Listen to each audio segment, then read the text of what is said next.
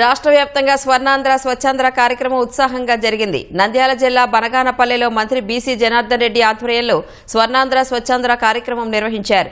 Rally అనంతరం ప్రజలతో స్వచ్ఛ ప్రతిజ్ఞ చేయించారు. పలుచోట్ల మొక్కలు నాటారు. బాపట్ల జిల్లా వేమూరులో జరిగిన కార్యక్రమంలో పాల్గొన్న మంత్రి పార్థసారథి పట్టణంలో రహదారి వెంట మొక్కలు నాటారు. స్థానికులతో ప్రతిజ్ఞ చేయించారు.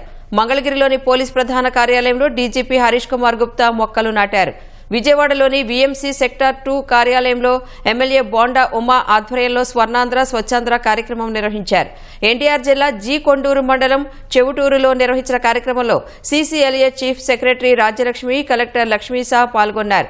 పశ్చిమ గోదావరి జిల్లా తణుకులో ఎమ్మెల్యే ఆరుమిల్లి రాధాకృష్ణ, కలెక్టర్ సూర్యకుమారి ఆధ్వర్యంలో కార్యక్రమం జరిగింది. మున్సిపల్ కార్మికులను ఎమ్మెల్యే సత్కరించారు. సత్యసాయి జిల్లా హిందూపురంలో మున్సిపల్ సిబ్బంది, మెప్మా అధికారులు ర్యాలీ చేశారు.